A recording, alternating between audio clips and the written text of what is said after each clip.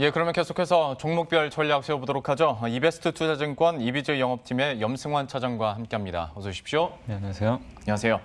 오늘은 첫 질문은 좀 크게 질문을 드려볼까 하는데요.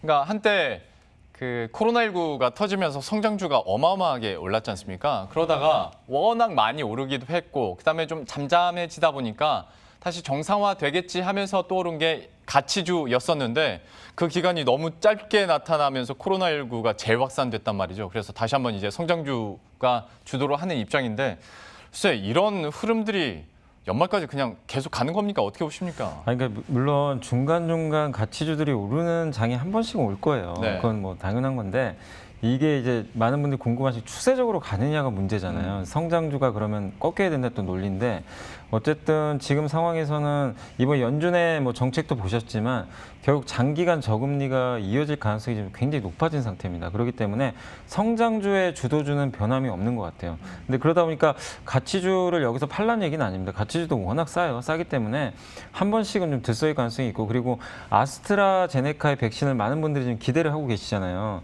그게 만약에 성공하면 갑자기 한 번은 바뀌어버릴 수가 있어요. 이 분위기 자체가 이제 네. 가치주가 뭐 한 1, 2주 정도 랠리가 엄청나게 나올 수 있는데 근데 그 부분은 우리가 알 수는 없는 영역이기 때문에 네. 그거는 이제 그때 가서 좀 우리가 좀 판단을 해봐야 될 것 같고 그래서 결론적으로는 성장주를 좀 계속해서 우리가 주도 섹터에 놓고 좀 대응을 하신 게 맞는데 문제는 이들이 지금 너무나 비싸다는 게 문제죠. 그래서 많은 분들이 뭐 저도 상담을 해봐도 아, 네이버 카카오 사야 되나 말은 질문 정말 많이 받는데 네.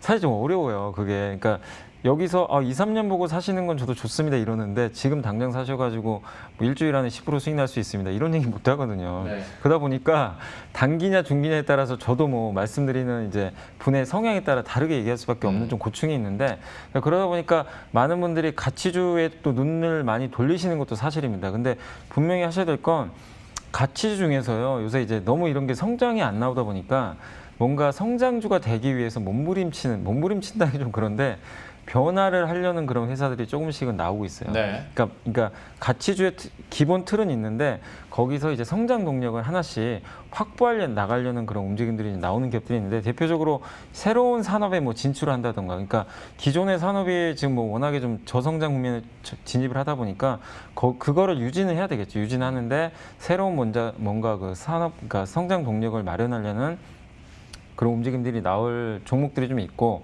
거기다 뭐 가장 또 좋은 방법이 M&A 하는 거거든요. 예. 인수합병 그냥 하는 거죠. 그게 왜냐하면 제일 빠르죠. 예, 사실 보면요 우리나라에 보면 뭐 석유화학 기업도 그렇고 이런 그 건설회사도 보면요 돈이 어마어마해요 사실. 네. 그동안 이 고간에 쌓아놓은 근데 투자할 데가 없다 보니까 근데 그런 기업들 중에서도 일부 또 성장 동력을 좀 확보해서 M&A를 통해서 그냥 한 번에 이 성장 산업을 좀 진출하는 그런 기업들이 있는데 거기에 관련돼서 제가 좀 설명드리고 싶은 거는 이제 대표적으로 한 4개만 좀 말씀을 드리면 신사업 진출하는 것 중에서는 고려아연과 휴맥스가 있는데 사실 제가 휴맥스는 좀 이따 말씀을 드릴게요. 근데 네. 고려아연은 예전에도 한번 말씀드린 게 있을 거예요. 뭐냐면 금 관련 회사인데 네. 아시겠지만 전해동박이라고 2차 전지 네. 거기에 이제 진출하겠다고 언급을 했죠. 그게 아마 올 초일 거예요. 그래서 그게 물론 이제 성과가 나올 때까지는 좀 시간은 걸리지만 고려아연 입장에서도 지금 이 예전에 아연이나 이런 것만 가지고는 시장에서 인정을 지금 못 받거든요. 그 가치 평가를 제대로 못 받으니까. 근데 돈은 굉장히 많은 상황이고 그리고 이게 뭐 전해동박이라든가 이런 게 충분히 원자재를 이용해서 만들 수 있는 그런 사업이다 보니까 그쪽으로 진출할 가능성이 높기 때문에 그래서 고려아연 같은 경우도 아직은 좀 시간이 걸리더라도 이쪽에 대한 한번 기대감을 갖고 한번 보시는 전략 좀 필요할 것 같고 그다음 M&A 관련해서는 IS 동서와 스카이라이프를 보시면 좋은데 스카이라이프는 이따가 좀 한번 말씀을 드릴 예정이고 IS 동서는 예전에도 한번 소개를 해드렸던 것 같아요. 이 시간 통해서 아시겠지만 건설회사인데 폐기물 회사를 인수를 하고 있잖아요. 예. M&A 통해서 예전에 인선 ENT 인수했었고 올해 코엔텍이라는 이제 부산 경남권의 최대 폐기물 회사를 M&A를 통해서 이제 인수를 하게 됐습니다. 결국 뭐냐면 건설만 가지고 안 된다는 거죠. 근데 폐기물은 요즘에 뭐 뉴스 보셨겠지만 지금 폐기물이 어마어마하다고 그러더라고요. 특히 코로나 때문에 더 그런데 생활 폐기물, 의료 폐기물이 이게 너무나 지금 많은 상황이니까 어떻게 보면 성장 그 사업이고 또 매립지 사업이라고 있거든요. 이 폐기물 회사들이 매립지도 하는데 이것도 이제 진입 장벽이 워낙에 높아요. 이 국가에서 아무나한테나 허가를 내주지 않다 보니까 그래서 이 폐기물 쪽이 고성장을 하는데 그거를 IS 동서가 막대한 현금 가지고 인수를 해버린 거죠. 그래서 직접 진출했기 때문에 뭐 IS 동서는 다른 건설보다 주가가 월등히 많이 올라갔거든요. 그래서 이런 측면을 봤을 때 M&A에 좀 또 이렇게 굉장히 열심인 그런 가치 기업도 한번 우리가 살펴볼 필요가 있을 것 같아서 일단 이 종목들은 한번 말씀을 드려봤습니다. 이렇게 표현하면 어떨지 모르겠습니다만 얘기해 주신 그 4개 종목이 다 진짜 탑골 종목입니다. 정말 옛날부터 약이 참 많이 됐었던 그래서 되게 안 움직일 것 같은 느낌도 있는데 오히려 적극적인 M&A로 성장주 동력들을 계속 발굴하고 있다라는 포인트를 짚어줬고 앞서서 종목 소개해 주시면서 다시 뒤에서 소개해 주겠다라고 했던 종목이 휴맥스와 스카이라이프였는데 네. 어떤 포인트 그러면 잡고 계신 거예요? 이거 진짜 주주분들은 정말 답답하실 거예요. 네, 정말 그렇죠. 진짜 몇 년 동안 맞아요. 주가도 너무 많이 빠지고 실적도 그렇다고 실적이 엄청 나쁜 것도 사실 아니거든요. 근데 이제 인정 못 받았는데 일단 휴맥스 같은 경우도 저도 이제 좀 조사하다 보다 찾아봤는데 이게 원래 셋톱박스 회사잖아요. 그러니까 이게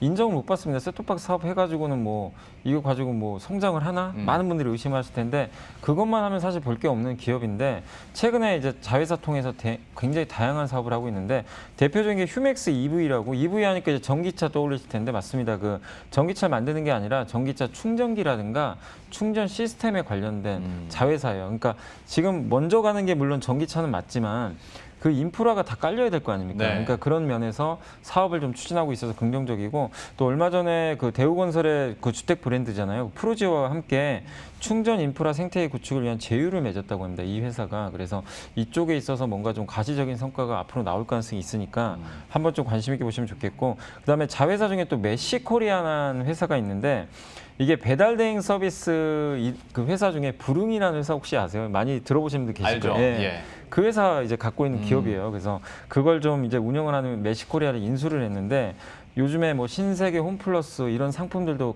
어떻게 보면 배달 대행도 해주더라고요. 네. 그래서 많은 분들이 뭐 배달의 민족 생각하시겠지만 이 부릉도 굉장히 좀 이 시장에서 굉장히 핫한 브랜드로 좀 이름을 알리고 있기 때문에 이 언택트 시대에 뭐 또 가장 핫한 산업 중에 하나잖아요. 그래서 그쪽 자회사를 좀 가지고 있기 때문에 긍정적이고 또 휴맥스 모빌리티는 카 쉐어링 사업을 할 것으로 좀 점쳐지고 있는데 이 휴맥스 모빌리티를 통해서 어쨌든 이제 공유 경제 쪽에서 이 모빌리티 사업을 할 가능성이 굉장히 높습니다. 그래서 휴맥스가 기존에 어쨌든 하는 사업만 봐서는 너무나 답답한 기업일 수 있는데 지금 말씀드린 이 3가지 포인트는 앞으로 우리가 한번 기대를 해볼 만한 사업군인 것 같아요. 그래서 이게 저도 성공할지는 모르지만 한번 지금 딱 트렌드에 맞는 기업인 것 같아요. 이 자회사들. 그러게요. 예. 예. 그래서 한번 좀 눈여겨보시면 아무도 지금 관심이 없는 것 같아요. 사실 휴맥스에 대해서. 그래서 한번 눈여겨보시면 좋을 것 같고 두 번째 스카이라이프도 정말 답답한 기업인데 이거 뭐 위성 방송이 뭐 돈 버냐 뭐 이런 네. 분도 많으신데 근데 놀라시면 안 되는 게 2분기도 정말 깜짝 실적이 났어요. 돈은 벌어요.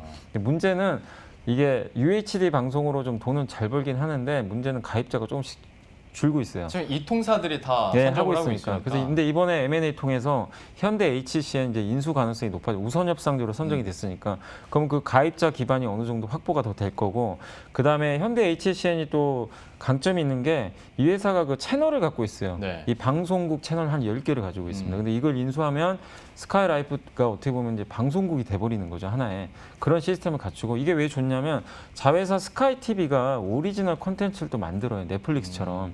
물론 뭐 1년에 몇 개 되진 않는다 하더라도 근데 방송 채널을 갖고 있으면서 오리지널 콘텐츠까지 같이 만들어서 드라마, 예능까지 하게 되면 굉장히 시너지 효과가 발휘된다는 거죠. 그래서 스카이라이프가 그동안 너무나 좀 뭔가 변화도 없었고 KT그룹인데 좀 답답했다면 뭔가 인수합병을 통해서 뭔가 꿈틀거리기 시작했다. 실적도 좋다. 주가도 워낙 바닥입니다. 그래서 한번 좀 앞으로의 행보 눈여겨보시면 좀 좋을 것 같습니다. 예, 휴맥스와 스카이라이프에 대해서 기존에 우리가 알고 있던 것과는 조금 다른 포인트들 이렇게 한번 들어봤고요. 이번 주에 발굴해온 종목도 들어보도록 하겠습니다. 어떤 종목인가요? 예, 종목은 많이들 좀 아시는 기업일 거예요. 첫 번째가 나스미디어인데 이게 이제 인크로스가 워낙 많이 가가지고 저는 좀 약간 이제 반대급부로 한번 이 종목 좀 관심 있게 보시면 좋을 것 같아요. 하는 건 비슷해요. 이제 온라인 광고 대행사 이제 미디어 랩이라고 하죠. 이제 광고주를 대신해가지고 여러 가지 이제 광고 전략을 깔아주는 이제 그런 기업인데 KT 계열사 인크로스는 SK텔레콤이 최대 주주고 KT는 나스미디어입니다. 근데 인크로스 아시겠지만 그 티딜이라고 혹시 아세요? 문자 메시지 이렇게 SK텔레콤 가입자분들은 네. 문자가 딱 띡하니 와요. 티딜이라고. 그래요? 네. 그럼 오면은 그걸 딱 보면은 그 광고죠. 광고인데 그 클릭해서 들어가면 뭐 이렇게 상품 같은 거 할인도 해주고. 근데 그 사람마다 데이터를 축적해가지고 약간 맞춤형 광고라고 하더라고요.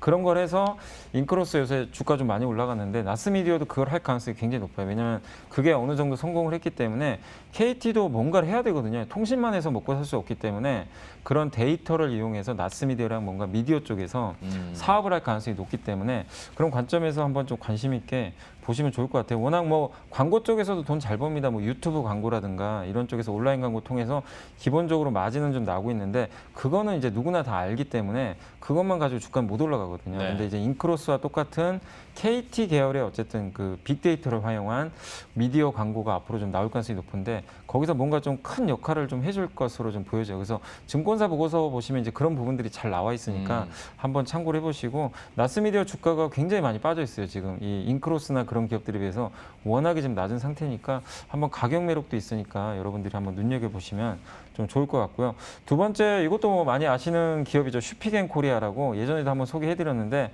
뭐 어제 보니까 애플이 아이폰을 7,500만 대에서 5인가요? 그 5G 모델 뭐 8천만 대까지 생산하겠다는 그런 뉴스가 나왔더라고요. 그래서 오늘 LG 이노텍이나 이 관련 기업들이 굉장히 뜨겁게 좀 반응을 해주고 있는데 역시 슈피겐코리아도 애플 아이폰과 관련된 그런 기업으로 알려져 있고 그 아이폰에 어쨌든 그 우리가 그 보호 뭐 필름도 만들기도 하지만 케이스죠. 보호 케이스를 좀 만들면서 그거를 이제 주로 아마존에서 온라인으로 판매를 하는 건데 이게 아무래도 직접적으로 애플 아이폰의 부품이 아니다 보니까 많은 분들이 좀 그거 성장하겠나 이렇게 좀 생각들을 하시겠지만 아이폰 SE가 엄청나게 잘 팔렸어요. 저가 모델이. 이게 잘 팔리면 당연히 이 슈피겐코리아가 만드는 그 보호 케이스도 잘 나갈 수밖에 없는 거죠. 대부분의 애플 유저분들이 이 아이폰 케이스를 많이 슈피겐 걸 또 많이 쓰거든요. 그래서 아이폰의 생산량이 늘고 판매량이 늘수록 수혜를 받을 수 있는 그런 업종이다라고 좀 보시면 좋겠고 그 다음에 자회사 슈피겐 뷰티라는 회사가 있는데 이거 이름에서 나와 있지만 화장품 기업입니다. 네. 이 회사 만들면서 많은 분들이 우려를 했어요. 아니 왜 갑자기 화장품 사업을 하지? 그래서 주가도 많이 빠졌거든요. 그래서 실적에 대한 좀 우려감이 있었는데 근데 이번에 미국이죠. 미국 아마존을 좀 통해 가지고 캘리포니아 주정부 쪽으로 아마 이제 손 세정제라든가 요즘에 그런 것들이 굉장히 잘 팔리잖아요. 뭐 필수 구매품이니까 그런 쪽으로 좀 사업을 확장하고 있으니까 화장품 쪽을 너무 부정적으로 보실 필요는 없고 그런 트렌드에 맞게 지금 매출이 발생하고 있다. 그래서 아이폰과 더불어서 손 세정제 같은 이제 화장품 수요가 늘면서 뭔가 두 가지 모멘텀이 결합돼서 좋을 가능성이 높기 때문에 한번 관심 있게 보시고 PER이 굉장히 낮아요. 한 10배도 안 될 정도로 지금 굉장히 저평가되어 있기 때문에 한번 이 아이폰 쪽에 애플 쪽에 한번 투자를 해보실 분들은 한국에서 한번 또 슈피겐 코리아도 관심 있게 보시면 좋을 것 같습니다. 오늘의 준비해 주신 유망 스몰캡 하나는 나스미디어 하나는 슈피겐코리아였는데요. 앞으로의 흐름들도 역시 관심 있게 계속 지켜보도록 하겠습니다. 이베스트 투자증권 이비주 영업팀의 염승환 차장과 함께했습니다. 오늘 말씀 고맙습니다.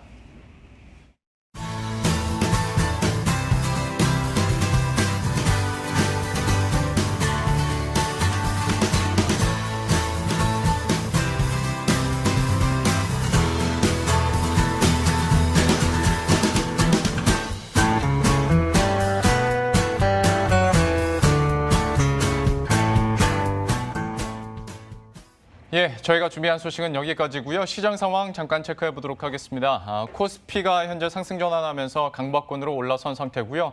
코스닥이 역시 1% 이상의 상승권 지속하고 있는데 각 시장의 시가총액 상위 종목들만 잠깐 체크해 보도록 하겠습니다.